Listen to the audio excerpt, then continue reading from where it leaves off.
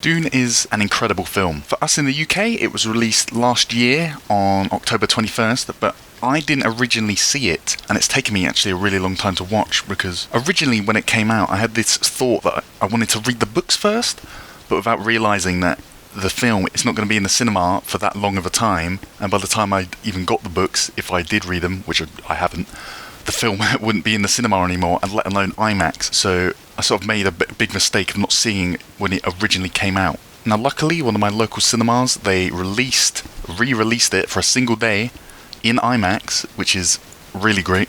So they released it there, and I finally got to watch it, which made me very relieved. If you're going to see this film, I highly recommend you try and see it in IMAX.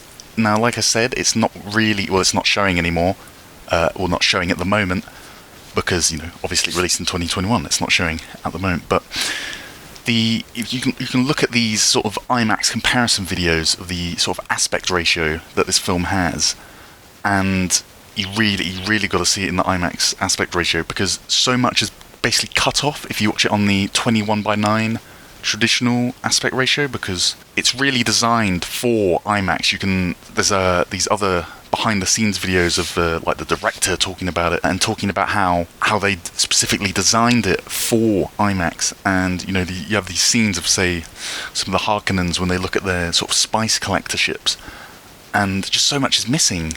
So if you can, if it's out there, go and see it in IMAX.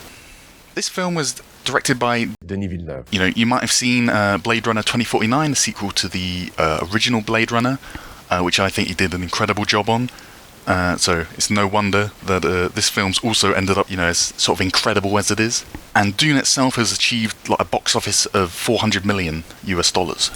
At this point, it's been, I think, nominated for 10 Oscars, I think, which is pretty massive. It's all the ones you'd expect. You got Best Picture, Cinematography, Costume Design, and obviously original score for music and sound design. If you've watched the film, then you probably know why it's got all these nominations, so hopefully it will be able to secure some. So I've already mentioned it a bit, but the actual story of this film, just to give you a little summary without telling too much, is basically, in the universe of Dune, there is this planet called Arrakis, and basically on this planet there's this very valuable, basically the most valuable thing in the universe, called spice.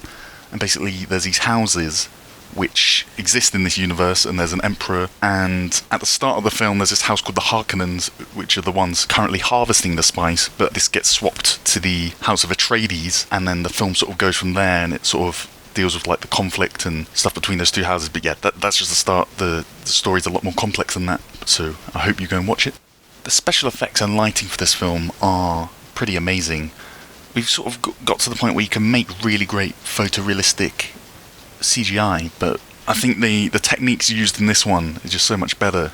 Like, I watched a video about sort of using this thing called the sand screen rather than blue screen or green screen, which has basically allowed for them to have like proper reflections which aren't rendered in after the fact. Was just one of the many points in this film that make it so good. One of the many points in this film that make the sort of the effects just so much better and realistic. Like, I think Christopher Nolan called it the perfect blend of CGI and practical effects. Now, this film has quite a plethora of actors. You've probably seen quite a few of them. There's like Timothy Chalamet, who basically the main character plays Paul Atreides. There's Dave Bautista. There's Javier Bardem, who you might have seen in Skyfall or in No Country for Old Men. You've got Stellan Skarsgård. You've got Jason Momoa, who is probably seen in Aquaman, and you've also got Zendaya, who I've seen in Spider-Man. So yeah, there's a whole range of actors in this film in the end, and it's a real treat to see them all. One of my favourite things about this film is the soundtrack, which is done by one of the greats, Hans Zimmer, and it just really gives such a sort of atmosphere to the film, especially if you're watching in IMAX. My favourite track has to be basically when House Atreides arrives on Arrakis, and there's these thumping bagpipes that play in this soundtrack, and it's just such a great atmospheric scene, and that soundtrack just really gives atmosphere to what's happening and the characters that you see on the screen. One part I'd like to talk about in this film is basically there's sort of no guns in this universe. There's no like laser pistols like you see in Star Wars, and I think this really enhances the film, I'd say, because you see these colossal fights between these like normally like two hordes of people, and it just sort of feels like it's the right way to do it. And just sort of feels like this is the right direction that these sort of movies should go, where you have possibility to do these practical effects with all these people. It just really allows for these like colossal set pieces and fights, which you don't seem to see too much anymore. Now, if I was comparing this to Star Wars, I mean, that's the sort of obvious comparison. I think Dune, originally the books, was some of the inspiration for Star Wars. I would almost say this is sort of making sci-fi good again to a degree, because, Star Wars, I think the original 6 were pretty good, but then basically the new ones, they just haven't seemed as good. It's like, sort of ended up as like, oh, we've got another character with a mask, and we also have the Death Star, but this time it's a planet, and it's sort of just becomes repetitive and nothing new. And Dune, it just sort of feels like this breath of fresh air, which we haven't seen or felt in a while for these sci-fi films. And that makes me love it even more. My favourite character is probably, I think, the Baron.